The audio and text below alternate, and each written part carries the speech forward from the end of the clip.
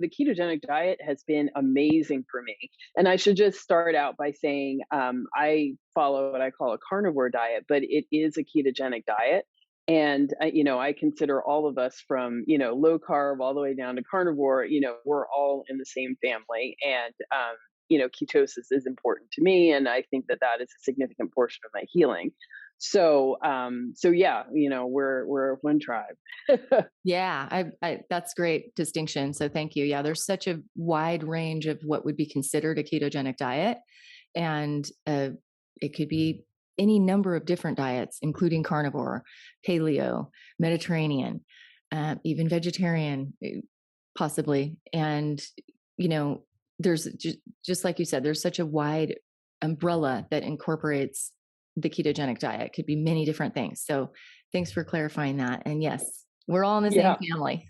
So Yeah. the same targeting, the same mechanism within the cellular energy machinery is taking place regardless of what you're eating, as long as it is low enough in carbohydrates to actually trigger therapeutic nutritional ketosis. So that's really what we're talking about here. So thanks for that. If you've been thinking about starting a ketogenic diet, I encourage you to just do it. Yes, you are the reason I started this podcast in the first place. More than anything else, I love to empower people to take responsibility for their own health. And for so many people, a ketogenic diet is the most effective way to reverse metabolic dysfunction, which is the very foundation of all chronic illness. But to do this effectively, you need 3 specific tools or you're going to struggle and you won't see results. I do not want this to happen to you. I give you these 3 tools and walk you through how to set them up and use them to transform your health in my 5-day keto challenge. You can register right now for my next 5-day keto challenge at ketogenicdietcoach.com. After decades of compulsive consumption of refined carbohydrates, Ida Fox was faced with obesity, joint pain, rising blood pressure, high blood sugar levels, plus out-of-control asthma, allergies, and eczema. 7 years ago, she turned her life around with a ketogenic carnivore diet. Now, at age 50, she's reversed all those conditions. She has tons of energy. She's lost 80 pounds. And most importantly, she has developed a healthy way of eating that is sustainable for a lifetime. Now, Ida is on a mission to help others lose weight, end chronic pain and inflammation, reverse disease, and get off medications. Ida runs a carnivore coaching program, a growing Facebook community, hosts a podcast, a weekly live stream on YouTube, and she's the founder of the Black Women in Low Carb Association. I am excited to introduce Ida today. Thank you so much for joining me, Ida. And if you could just begin by sharing a little bit about your story and how you got started on your journey to better health. I think that for me, the key to actually beginning my health journey was getting into a state of ketosis.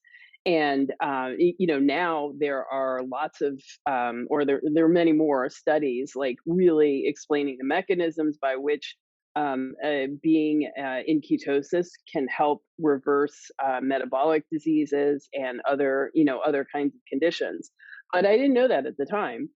I started, I had done, I think in the late 90s, Atkins had come out with their 4th iteration of their book.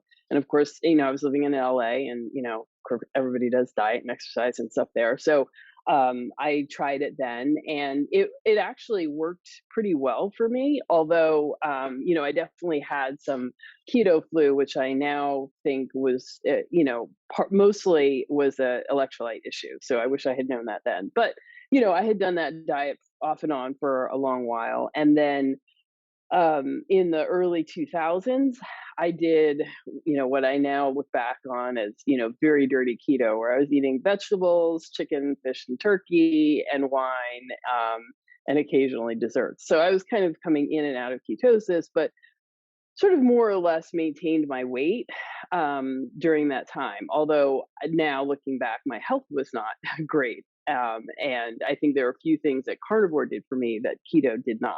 Mm. But I went through also some very, very stressful times in my work. And ultimately, I ran for public office twice in 2013 and 2017. And I mention those because those were two like majorly stressful periods of time for me that I think actually had a pretty big impact on my health. And but by 2013 was really rough. My weight continued, it was high then, but then it continued to rise even afterwards. And I hit an all time high weight of 246 pounds I think that was 2015. And I was, and not just, it wasn't just the weight, but it was like I was exhausted all the time. Like it was all I could do to get up, go to work, and come home. Like forget about doing anything else, going to see anybody, do anything. And then I had a lot of pain. So I just had aches and pains every morning when I would wake up. It would take like a couple of minutes for my body to sort of warm up before, would accept, walking to the bathroom. Like it just, it was just hard. Everything felt hard in my body, difficult to do. And I had got to a point where I was like, if this is what 44 feels like, what is 64 going to feel like? What is 84 going to feel like? Am I even going to make it to 84? And I just kind of decided, a couple of things happened. My brother had a wedding and like just things came into glaring highlight, just what bad shape I was in. And so I finally decided, if this is it, if this is, if I'm middle aged and this is what go, skating down that slope is looking like, I decided I wanted to start higher on the hill at least. So if it's a long slide down, let me just start higher. And I just decided to do all the things that I knew to do in order to uh, basically be as healthy as a middle-aged Black woman could be. Now, I didn't have high hopes for what that could look like because that is, the message that I am given. Many other people are given is that, because I am Black, I will have metabolic syndrome, I will have obesity, high blood pressure, heart disease, diabetes, all of these things. I have since learned in all of my studies and all of my experience that that is not true. That there is not, I don't believe that there is a genetic component to, Black people having these conditions more frequently and having worse outcomes. But really, it is the combination of stress, and specifically for Black Americans, the stress of racism and the experience of Blackness in this country that contributes to, the outcome of or the experience of, these metabolic diseases. So you pair that with, poor eating habits that all of us are struggling with, and you just get worse outcomes. And so in the course of my studies, I kind of learned that. And now looking back on my life, I see that, very stressful periods of my life were also, they were also periods where my health radically declined.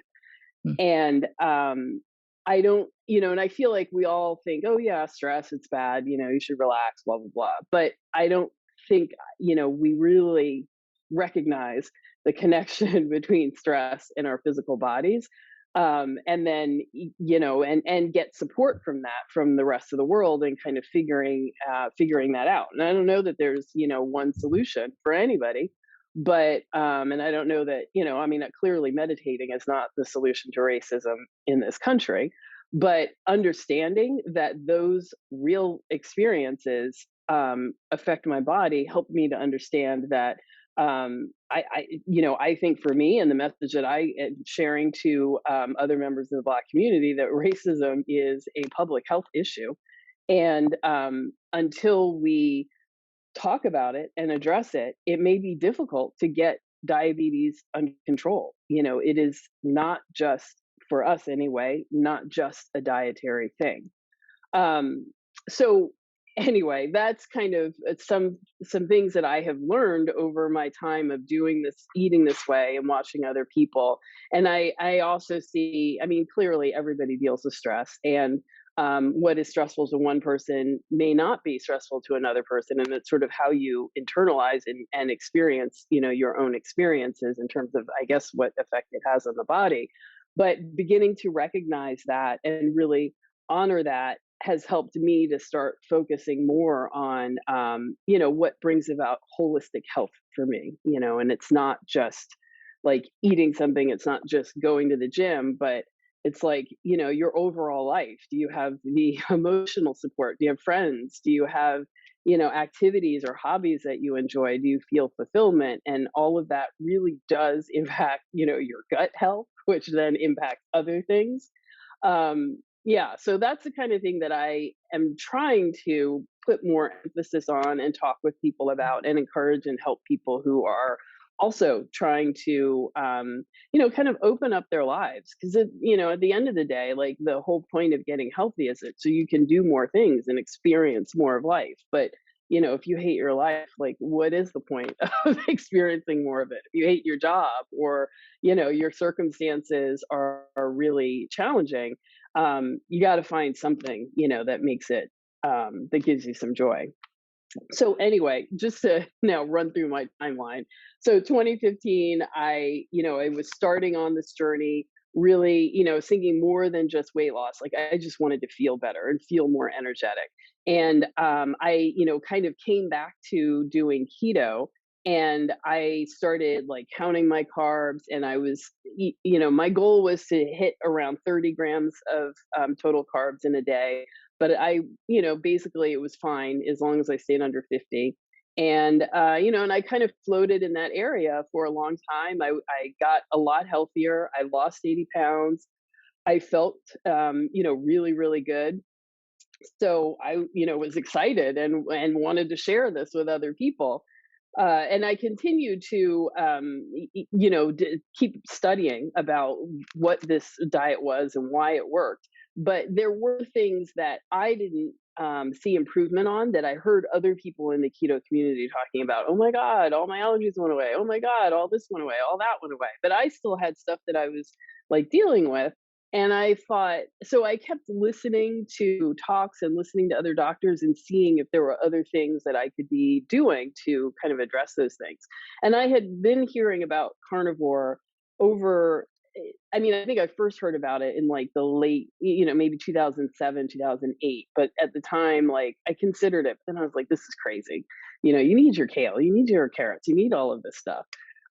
So um, I didn't actually try it then, and I finally worked up the nerve in 2017 to try it, and I think that's actually significant because, again, as I was saying, every time I go through a really stressful period, I also have this weird sickness afterwards.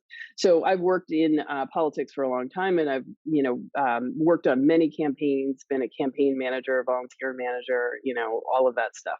So I've had a lot of responsibility and in some pretty big and important campaigns. So it's but when you're working on a campaign, I mean, basically, you got 3 months and you're just working towards that one day, and everything is about that one day. So you often don't have time to get good sleep, to eat well.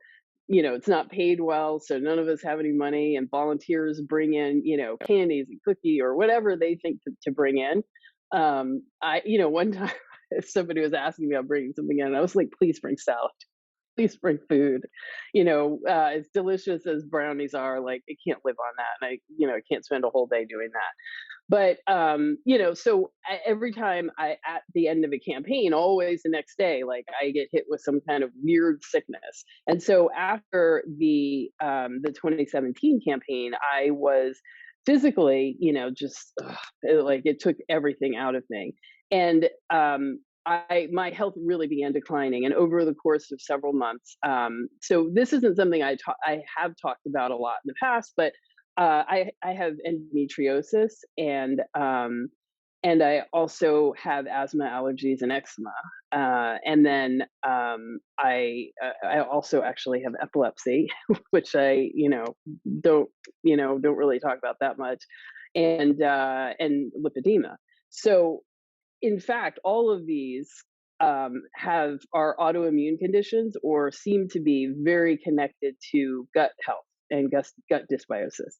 So at the time after this campaign, I started having more difficulty with the endometriosis, and I basically started bleeding very heavily for about 4 months straight.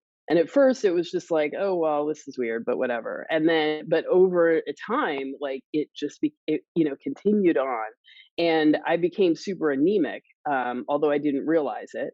And then also my allergies were at their all-time worst. And so it got to the point where I didn't have enough red blood cells bringing oxygen around, and I couldn't breathe. So it was hard to get air in. So I was in really bad shape, and I just felt really weak. And I thought, oh, I haven't been going to the gym. I'm just like lazy, and I don't know.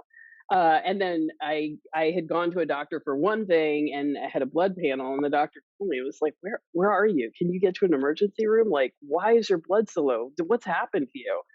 So at that point, then I had to like go back to a gynecologist and really try to figure out what was going on. And things were definitely a mess, and ultimately ended up in surgery. And well, they removed an ovary.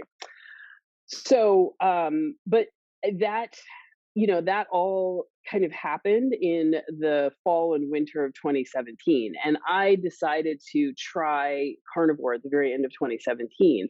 And the way I had learned about it was, well, I had come across like a thing that was like, you do a 3-day beef and butter fast, and you basically eat ground beef with several tablespoons of butter every day for 3 days.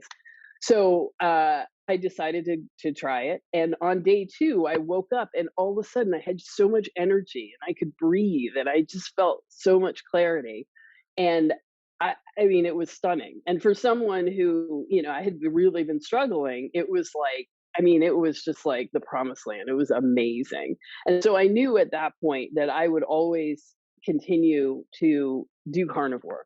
I figured that I would cheat, I would fall off, various things would happen, but I always knew that was going to be home base because it was so dramatic. Now, um, to explain to your listeners and you why I think this was so important is, one, a carnivore diet is a ketogenic diet, so you're getting into ketosis, you're getting the energy and the benefits of being in ketosis, you get a lot of the anti-inflammatory stuff, and all of the changes, or all the signaling that ketones do in your body to heal you and to help you to be stronger. All that is happening. But I think also with carnivore, why it's so beneficial is it removes foods that people tend to be irritated by. And I think now, looking back at my history, I understand that I have significant autoimmune disease, which probably stems from leaky gut, other gut dysbiosis, other problems. I know I was breastfed for 2 years, but my mom also gave me like fruits and dates and things that are still very sweet. So regardless if they're natural, it's still a lot of carbs and a lot of sugar, which I think could probably contributed, as well as I had a lot of ear infections before the age of 2. And so I know I was on antibiotics, and then just the experience of stress. I had, I was very privileged to have access to, great education, and, I didn't want for like a place to live or anything like that. But it was still a very, very difficult aspects to my childhood. And I think that also contributed.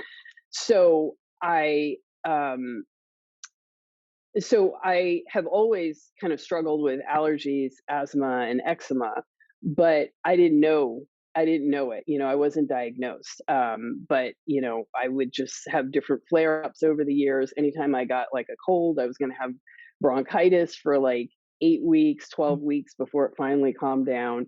In the old days, they used to sell Primatene Mist over the counter, which is, I think, for all intents and purposes, it's a rescue inhaler for asthma. So when I was able to get that, that would help and that would open up my airways and get everything calmed down. So at this point in time in late 2017, I didn't know all of this. So I got to the point where I just couldn't breathe. And so I finally went to urgent care. I ended up going twice. And each time they were, like the people working there were like, my God, how did you get here? Like, you can't breathe at all. And it's like, I know. So, they ultimately said you need to go to a pulmonologist. It looks like you have allergy-induced asthma, and yeah, you need some stuff. So when I first went, like they gave me prednisone and Singulair and Advair and rescue inhaler. I had to be on a nebulizer for about 10 minutes when I got there because I couldn't even breathe enough for them to listen. So we did all of that, and and things were sort of stable, but I was still using the rescue inhaler multiple times a week. And then on when I followed carnivore, it definitely helped me to feel a lot better. But after that first few weeks, I did the beef and butter for like, instead of 3 days, I did it for like 3 weeks. But then after that, I started incorporating more foods. What I now learned is that dairy is a major problem for me. So in the carnivore space, people are always like, you got to try everything, you got to test everything. You can't assume that a food is fine for you because you think it is, or because you think you don't have a problem, or because other people say. You just have to test yourself. Quick break from the programming to let you know that nothing makes me happier than empowering people to make informed decisions about their health based on the hard scientific facts. The ketogenic diet has stood the test of time, and the scientific literature shows us that this can be a powerful healing strategy. Don't let another day slip by when you could be doing something proactively to change your health. If you're still wondering how to begin your keto diet, it's time to stop thinking about it and start doing something. Go to ketogenicdietcoach.com and register for my next 5-day keto challenge. You will walk away with a clear plan, and I know you will absolutely be amazed by the results you will see in just 5 days. So I finally was like, okay, let me test the dairy. And I took it out totally and completely, including butter. And in just a few days, at first I was like, no cheese. But then after that, I was like, it was fine. But maybe 10 days later, I had a little bit of cheese. It was a very small portion. And then within an hour, I needed my asthma inhaler. And then I realized I hadn't been using it for 10 days. So then I was like, oh God, let me like really test this. So I did it 3 more times where I was like super careful with the experiment, super clear. I'd go a couple of days till I felt great. And then I would have like 1 ounce, and I did it by itself so I could always test, tell, there wasn't any other variables. And each and every time it was a massive problem. So at that point, I finally was like, okay, I have to cut out the cheese. But I have not touched cheese since, or dairy, or any kind of dairy since then. And not had any more problems with allergies, with asthma. All of that is just gone. Now, eczema is still an issue, and it's definitely improved, but it's still an issue. And I think that has, I'm going to assume that continues to, I need continued work on my gut, let's say. So, so this is an ongoing experiment, really. But removing the dairy was just life changing for me. I mean, and that allowed me to have, like, as great as I felt on keto, on carnivore, I felt 1,000 times better. And it's hard to imagine or even believe because many of us haven't felt that good, since we were born, really. So, I know when I talk about this with people, they're just like, yeah, whatever, you just lucked out with all of this great energy and health. And it's like, no, Mm. I did not win the lucky prize. I have so many conditions, and struggled with my health in lots of different ways, and ways that I thought were not even related. Although I'm learning now these things are quite related. So I think this is going to be a lifelong journey. I don't know. I feel like there's a lot of interesting information out there about the gut, but it's not clear, like what your gut should look like, what should be there, what constitutes healthy. So I feel like I'm a little bit like, just doing an N equals one experiment. And if I get some success, it's like, great, this is where I'm going to stay. Mm. So yeah, that's sort of my meandering story on how I got to carnivore. And then, I just kind of stuck with it. And I tend to stay more strict because I feel more comfortable there.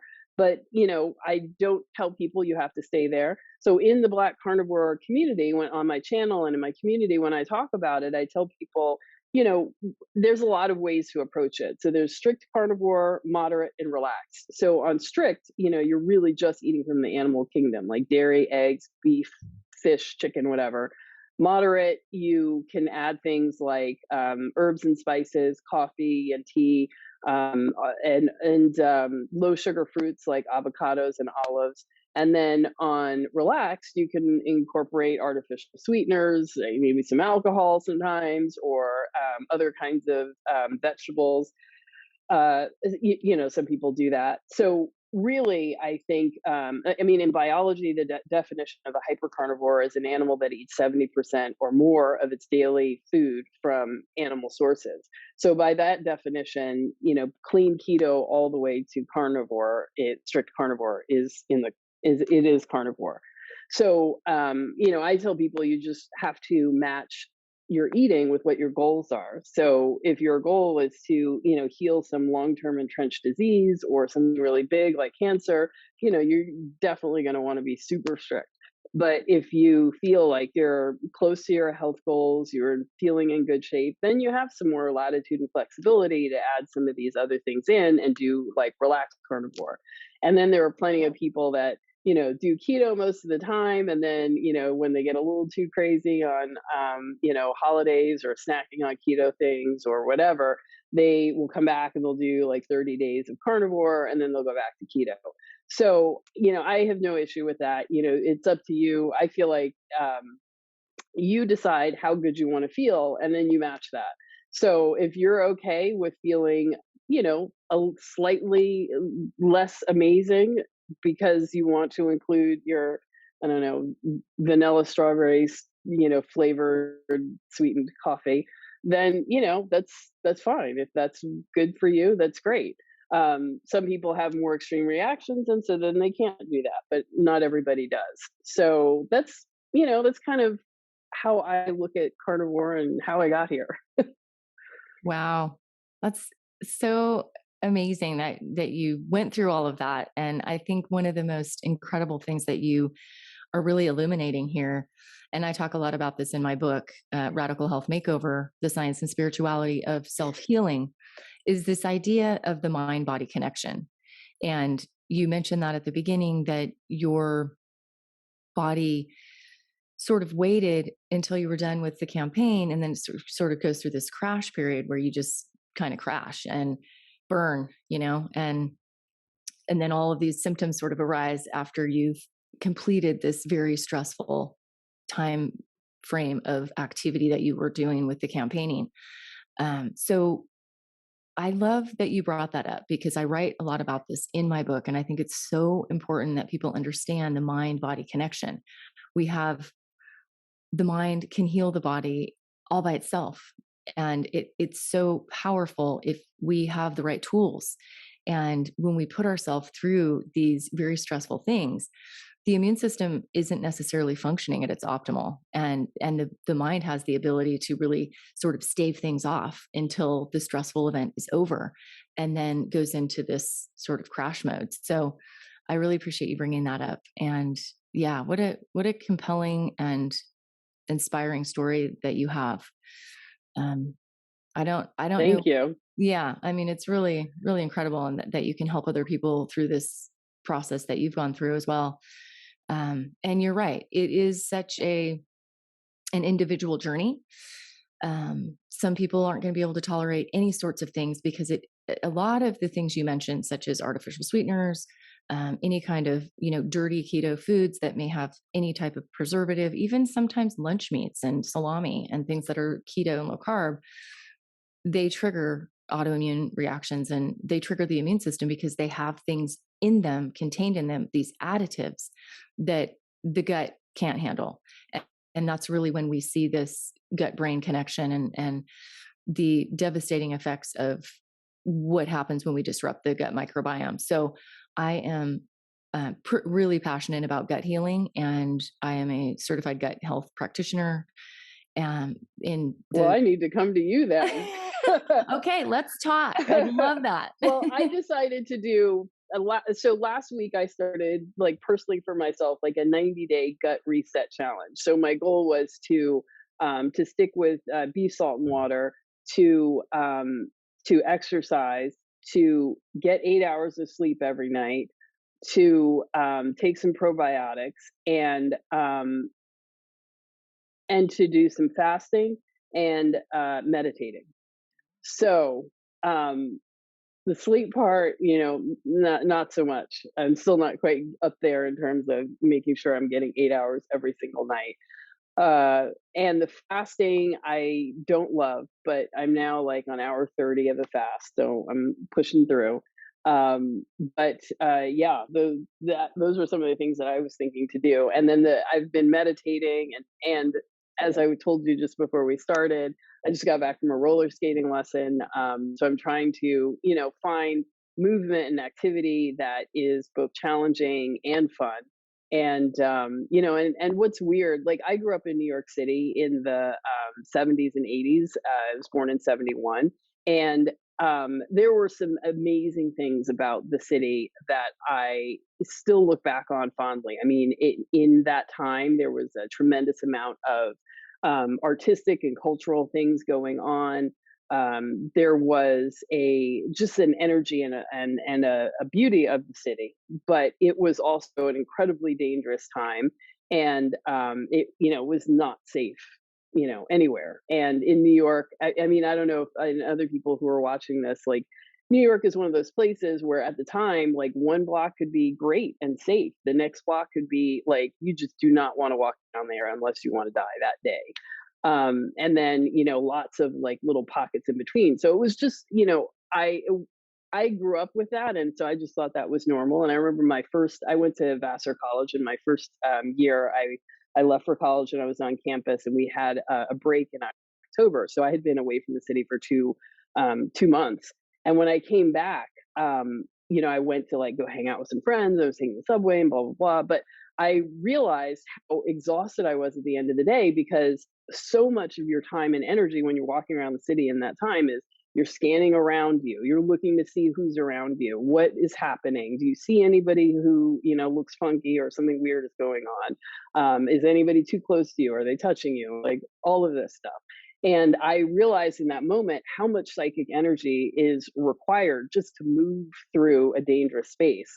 And I realized I had been living like that for 18 years, like, and just Mm. with that constant level of hypervigilance and awareness. And even though everybody wore Walkmans and stuff like that, you never wore them like actually over your ears. So it looks like they're on your ears, but they're not, because you have to be able to hear the footsteps behind you. And are those footsteps catching up? Do you need to walk faster? Like, all that kind of stuff.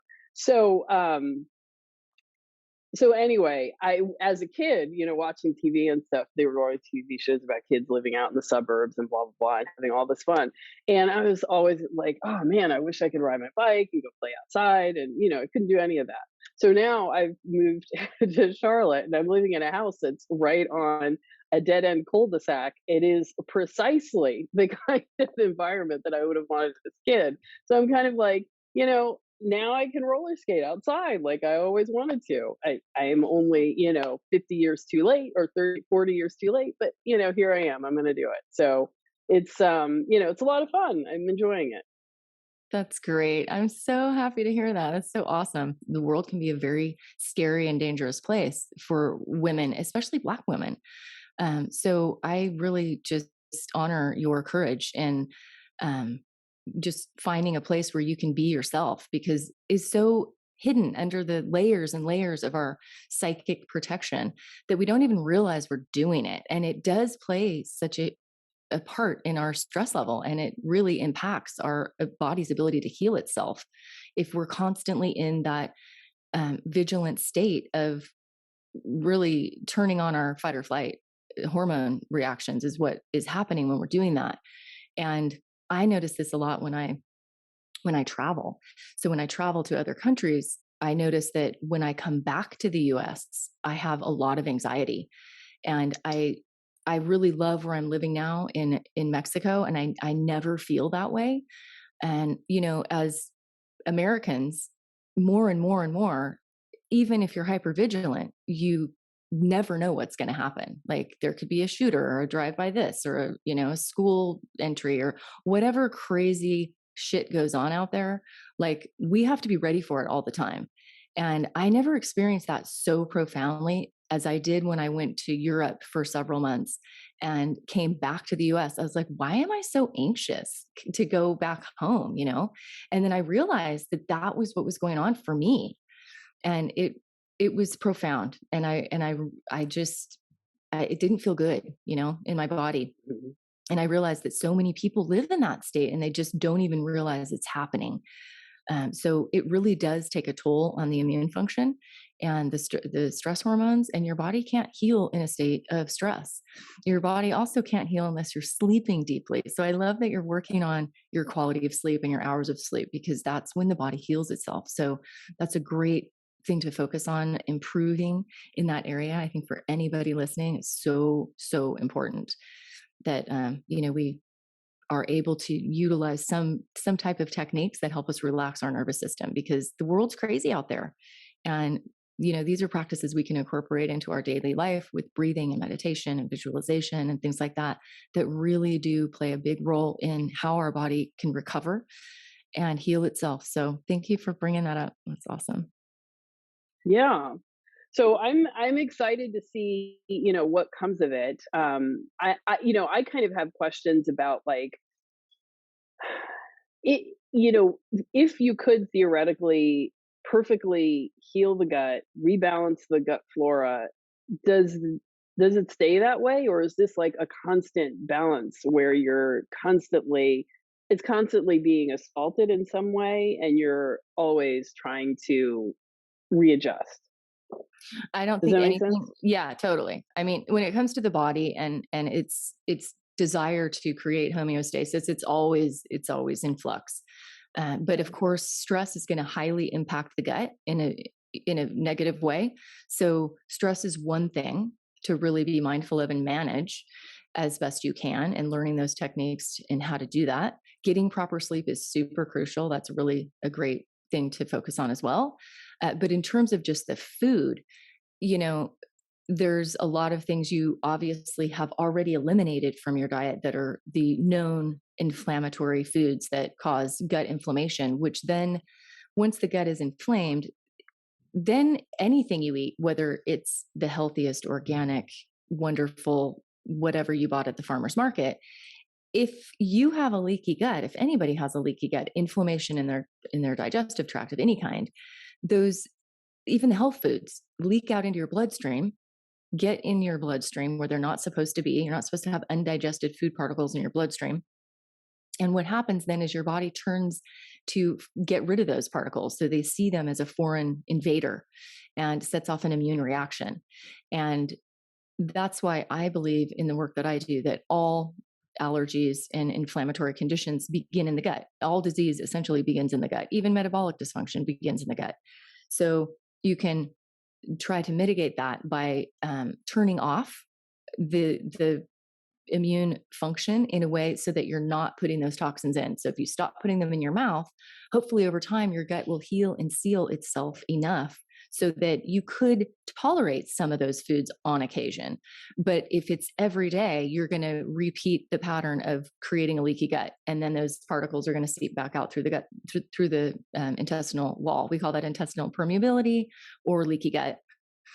Also, Dr. Natasha Campbell calls it gut and psychology syndrome, because the gut and brain are directly connected. So if you have a leaky gut, you have a leaky brain.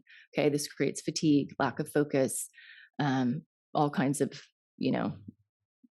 mental illness, you could say, is, Mhm. many people would say, is a result of leaky gut, um, depression and anxiety and all of those things. So number one, stop putting the toxins toxin in, right? Heal and seal the gut lining. What happens too when this goes on chronically, which it does for many years for many people, is that those particles accumulate. So they don't just come in through your bloodstream and your body takes care of them with ease and gets rid of them and excretes them, but they sort of accumulate in the organs and in the joints and things like that, causing joint pain, fatigue, all sorts of mental challenges such as fatigue, lack of focus. It could be just a little bit of anxiety or low level depression. These are all things that occur. I mean, there's any number of conditions that are the direct result of a leaky gut. But when these accumulate to such a degree, they accumulate in the fatty tissues, right? So toxins are stored in our fat cells, and the glands and organs are the highest, and the brain and nervous system are the highest in fat. So these, it's sort of like a magnet, they just attract to these areas of the body. And then eventually the body it turns against itself to actually try to get rid of those toxins wherever they have been stored. And oftentimes, let's say, just for an example, if that's the thyroid, you have thyroiditis, you have the immune system literally turns against itself and tries to attack the very organs that have accumulated those toxins. And that's sort of the long-term down the river reality of what happens when we have years and years of leaky gut. So autoimmunity is very, very common, and it can be directly impacted in a very positive way by just healing and sealing the gut. So you're on the right track. And I would say that, so you stop putting the poisons in, right? The toxins stop, which you've done a really good job of. It's like a wound, right? It's like you have a scab, for example, on the inside of your gut lining. And every time you eat that inflammatory food, maybe you didn't do it for 3 months and you felt great, but then you went out and had a beer and a pizza with your friends. It's kind of like ripping the scab off. So it's not maybe like you're starting all over, but you have then some more deeper healing to do. So once you can get that all healed and sealed in your gut, then maybe you'll start to notice a bigger shift in the more things that are really lingering and sticking around, like the psoriasis or the eczema.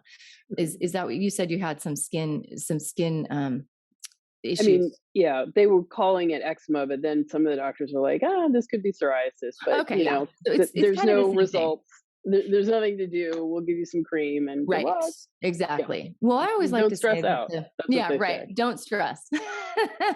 Great. But the gut, the skin is a mirror of what's going on in the gut. So if you have anything showing up on your skin, whether it's acne, eczema, psoriasis, rashes, anything like that, you can know, rest assured that there's some inflammation in your gut, and that's really the mirror that we're seeing showing up outside of ourselves. And it's really just a great sort of slap in the face for you, with if anybody has those type of symptoms, that your body's just saying, hey, pay attention, this is a real thing, it's really happening, and you need to look into it.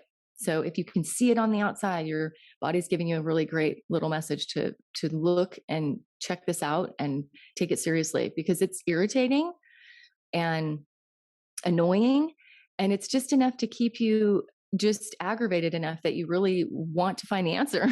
Right? So Yeah. you've whittled away some of the big guys, right? You've gotten down to like the Mhm. last remaining little sniggling things, and it might take a couple years really to heal the gut completely. And again, if you put any toxins in, it's kind of like ripping that scab off and restarting that process. So you're Well, doing all the right things. I mean, I think that's a really helpful thing to understand. So I find that, I mean, if I'm being truly, truly honest in paying attention to my body's signals, I do absolutely best when I'm eating fresh beef, not ground beef, but like steak or roast or, some whole cut of meat and salt and water. Like Hmm. that's where I do best. And then, it's like I'm adding in other things, slightly less good, slightly less good, slightly less good. So, and then I have, off and on, like sugarless gum has been a thing for me. And all through keto, I ate so much gum, and even in carnivore. And now I understand that. I mean, that itself was probably like a massive problem because of Yeah. the sugar alcohols and what it's doing, in your gut.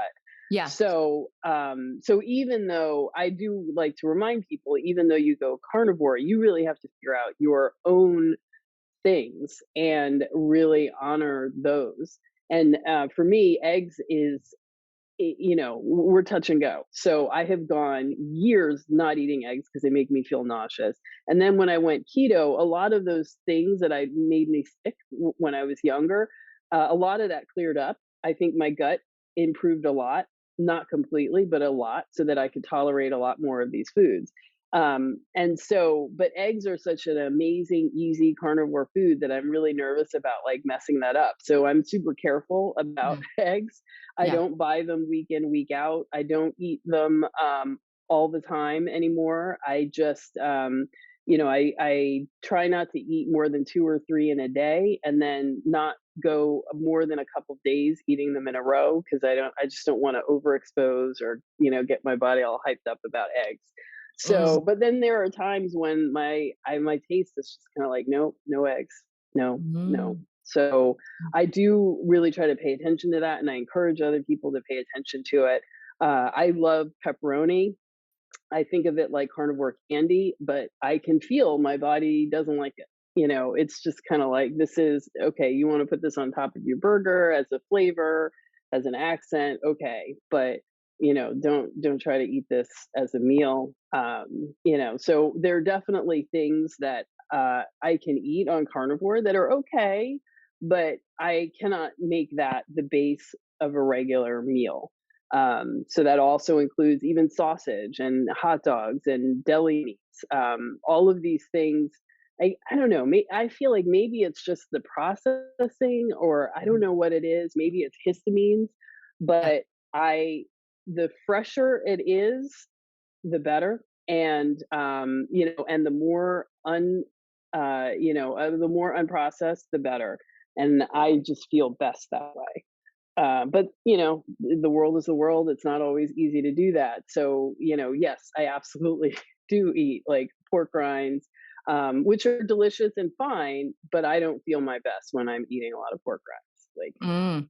Well, yeah, that brings up a lot of other subject matter that, may or may not fit into this conversation, but it's great that you bring it up, because as you keep fine tuning things for yourself, what I find is that most people realize that nobody wants to cut everything out at the beginning, but it's like, if you can just take a baby step in that direction, then hmm it becomes self-regulating, because you don't realize how bad you feel until you start to feel better.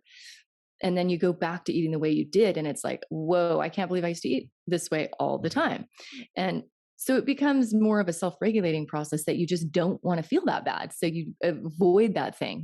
And if you've cut everything out, which is a great thing to do to start, if you're just eating, let's say, and beef fat and salt, for example, that's kind of the bare bones minimum carnivore diet, the minimalistic version of a carnivore diet. That's really all you need is, the animal fats, animal protein, and salt.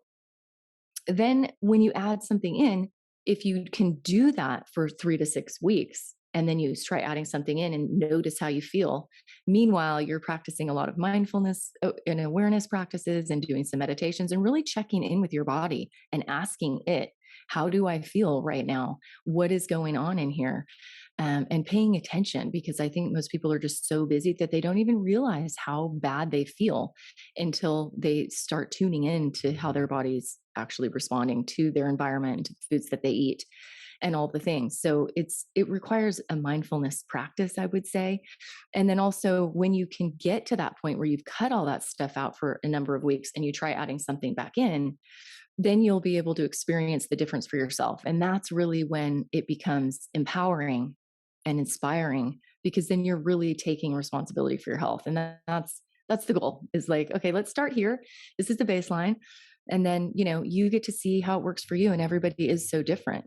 But with those foods you mentioned, I just wanted to say that I know the sugar-free gums and things like that, we think that we're doing ourselves a favor because we're not eating maybe the aspartame, artificial flavored gums, which are neurotoxic and horrible, but we're eating, the xylitol or the sugar alcohol sweetened gums, which is a step in the right direction, I would say. If you have to have gum, if you're fasting for 45 hours and you need something, that may be the lesser of the two evils, to have the sugar alcohol sweetened gum as opposed to the artificial sweeteners, and because those are the triggers that can really throw somebody into an asthma attack or a headache, or these things that do cross the blood-brain barrier that are really inflammatory.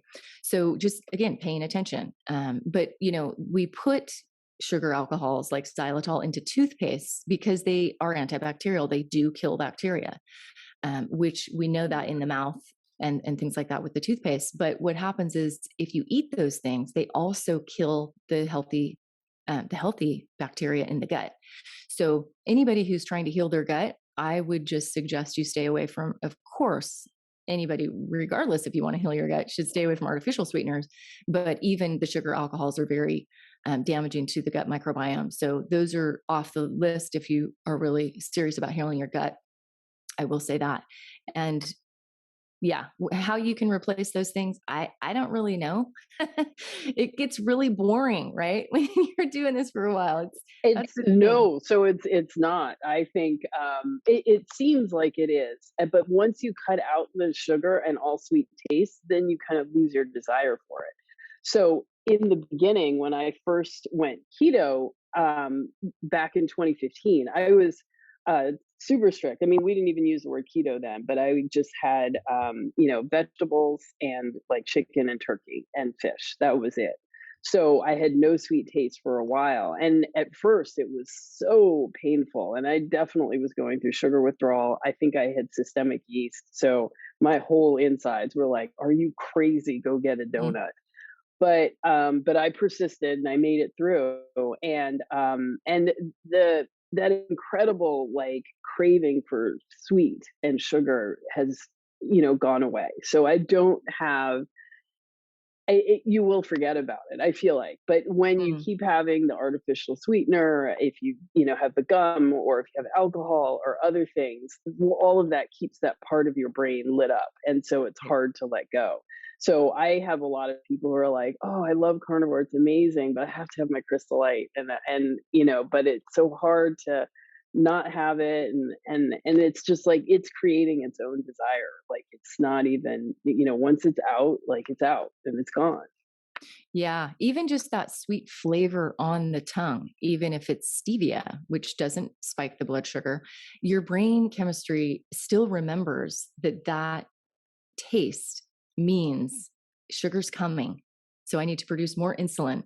So even though these are sugars that don't technically trigger glucose glucose spikes, it's like Pavlov's dogs. The dogs would salivate when they would hear the bell ring. It's because they were conditioned to hear the bell ring before they were fed their food. So then even when you took the food away and just rang the bell, the dogs would begin to salivate and expecting the food. So your body, your physiology, your chemistry of your brain is so wired for it's going to receive through the mouth, and it predicts that and responds accordingly, even if you're not having anything that is going to elevate your blood sugar. So it really has a bit of a backlash. And this is, again, kind of a next level approach to doing a keto diet, is cutting out all those things that even trigger the brain chemistry at all.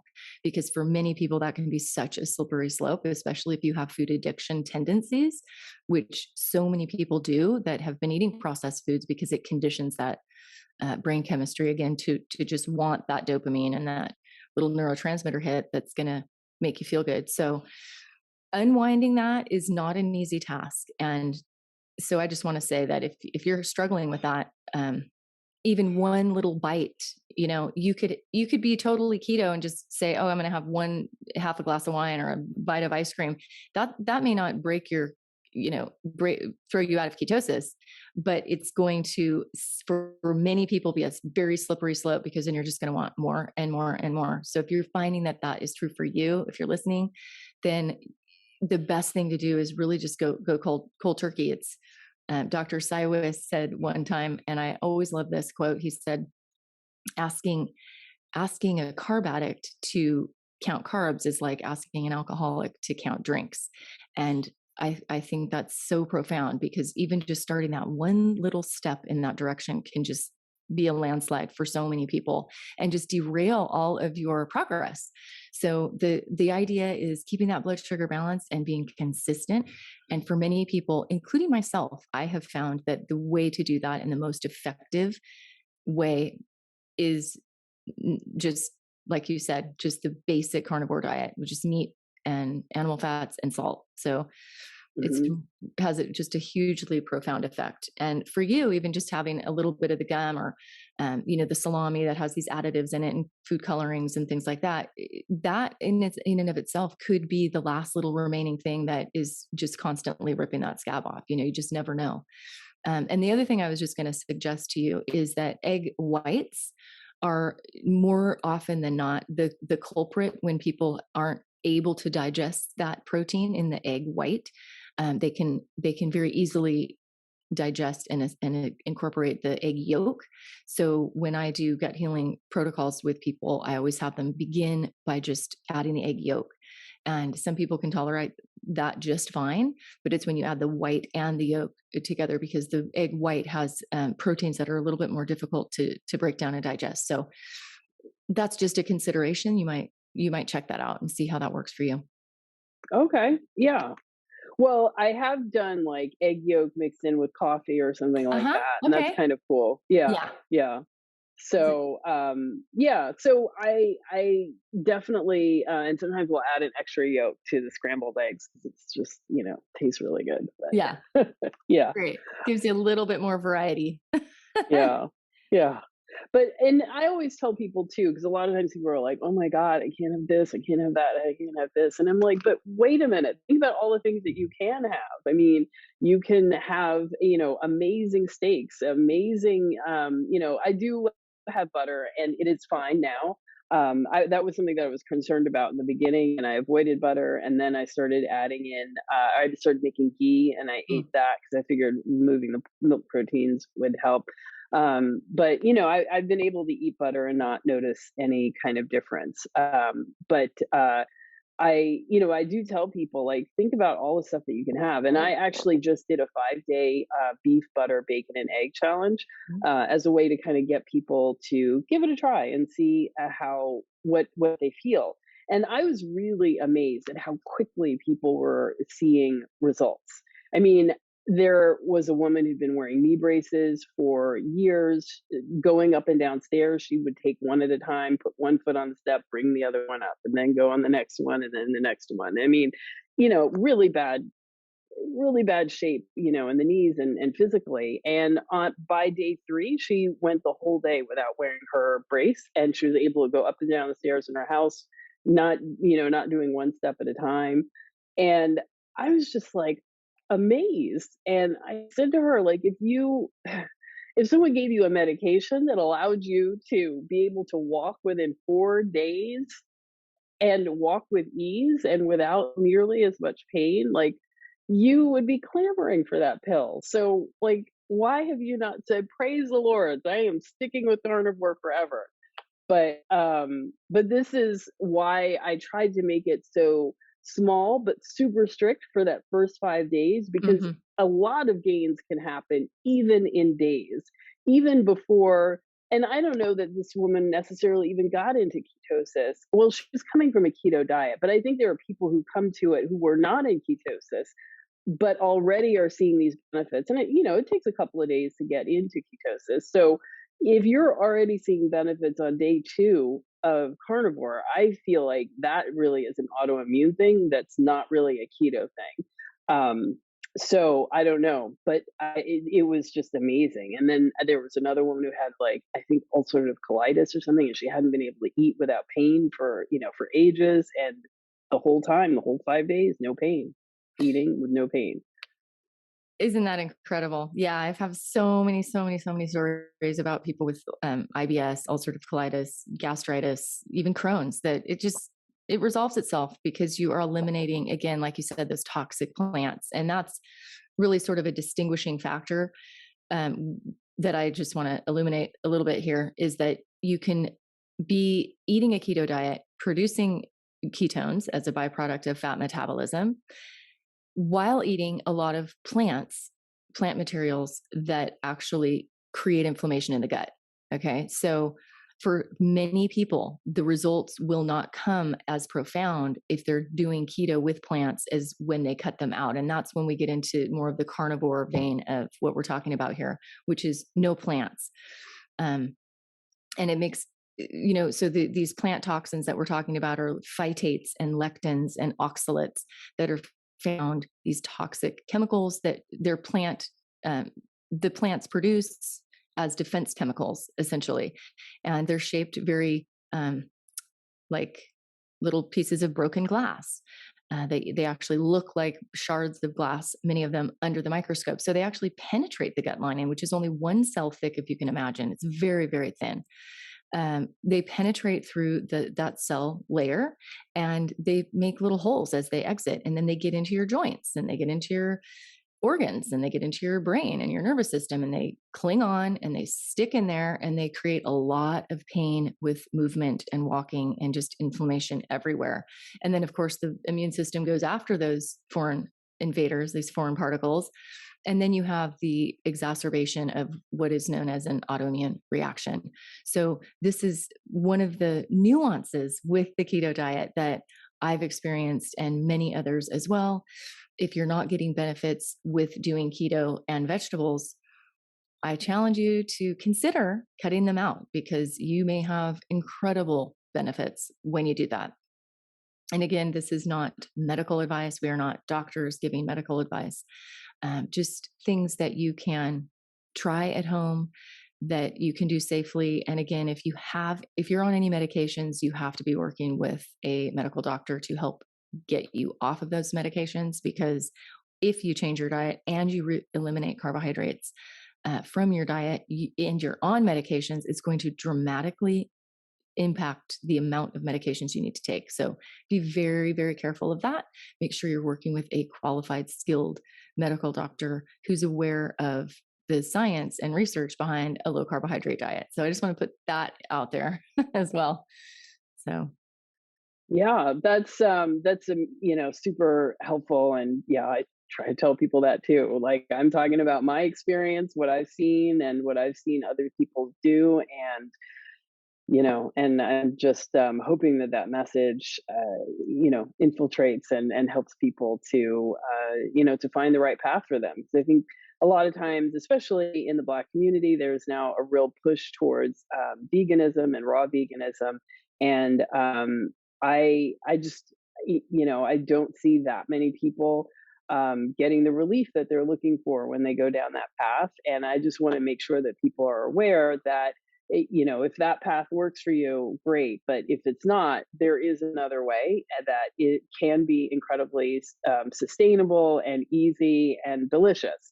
And I love beef. I have always loved beef. So when I first heard it was possible to eat just beef, it was like, oh my God, really? This is amazing. So it does require getting a little bit better in the kitchen, and kind of figuring out, how to cook meat. But it is so amazing and so freeing. And so I just really try to focus on, each meal being as delicious and tasty as possible and feeling good after it. yeah, that's awesome. That's so great. I love hearing that. It really will simplify your life in the kitchen, guys. If you're listening to this, it's like it doesn't get any easier than a carnivore diet that's, strict carnivore. You will save money shopping, you will waste less food, you can have everything you need in your freezer, and it's so easy. So if you think this is a lot of money or it's an expensive diet and you can't afford it, think again, because you're actually going to save a lot of money. You're going to throw away a lot less food, and you're going to buy a lot less food. And yes, it may be a little bit more than a bag of keto crispy thing, little crunchy thing that you can buy at the store, but this is like a meal. Like, you can create an entire meal out of just the simplest, most basic nutrients, which is protein and animal fats. So my hat's off to you, Ide, and I just have really enjoyed this conversation.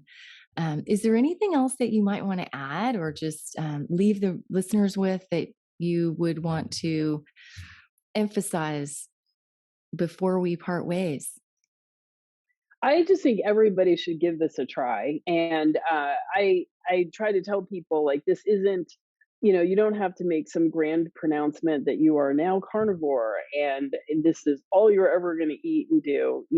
This is really about finding your path to health and to feeling good. So I definitely think everybody should try this. I do think everyone benefits from eating this way, but you don't have to do that. Give it a try for a few days, see how you feel. If it does, feel good, keep going and see how it can progress for you. And then make sure that every meal tastes good, that you enjoy it, that you look forward to it. Don't pick out things that you don't like, and experiment and lean into it. I think that is really the best way to kind of start your carnivore journey and then decide where you're going to end up. So, yeah, so check me out. You can follow, when I first started, I didn't know what to eat. So I couldn't, really kind of picture what does like a carnivore plate look like. Cause, when I was growing up, my grandmother used to say, you should have a meat, a starch, and a vegetable on your plate. And so I was like, if I'm not eating starches and vegetables, do I cook two other sides of meat and have that as the side? Or, what does that look like? So I started my Instagram channel just so people could see, like, what does a carnivore plate look like? And I was looking at other people's stuff. So I have a lot of posts on Instagram of things that I eat, so you can just get a sense of like what to eat.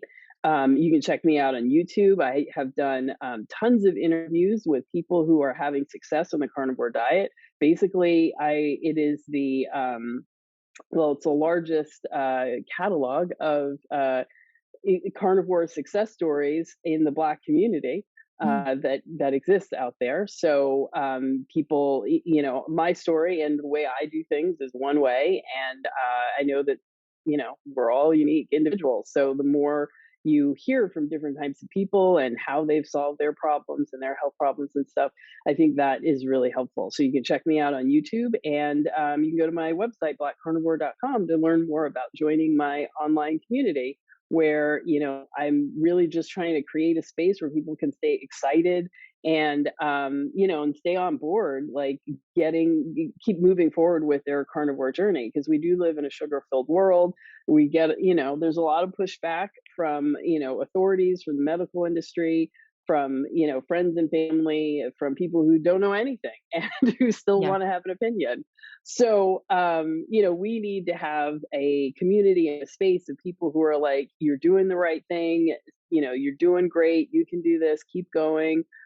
Don't think that you can have just a little bit of this and a little bit of that and everything's going to be fine. Stick with the plan. So that's what the community is really about. And we just kind of try different things, encourage each other to, work together and improve our health. Wow, that's excellent. Yeah, we all need a community, a support system in place to lean into, because we're all human, and we have these pathways that are mirror neurons, that we see something in the environment and it comes in and it becomes it makes us start to question everything we're doing, and that happens repetitively. If we leave our house, we're going to be exposed to very contrary opinions. And unless we have that constant support system in place that we can always lean into, we will be led astray. And it's so easy to Hmm. do. And it's not necessary, because there's so many people out there like yourself and myself that can support people through this journey. And so thank you so much for what you're doing. I have really, really enjoyed this conversation so much. Me too. Thanks so much for having me. I realize that what you've heard here is a radical departure from today's politically correct nutritional guidance. If it were politically correct, it would be endorsed by the media. And if it were endorsed by the media, it would be endorsed by Big Pharma. Let's face it, Big Pharma makes money when you and I stay sick. But the truth is, you can take control of your health if you have a plan, a system in place, and a support network. After helping people get keto adapted for over 25 years, I found that everyone who succeeds does three things. I walk you through exactly what these are and what to do specifically to get into ketosis in just 5 days. You can join my next 5-day keto challenge right now by going to ketogenicdietcoach.com. I look forward to seeing you on the inside of the challenge and helping you have wild success with your keto diet.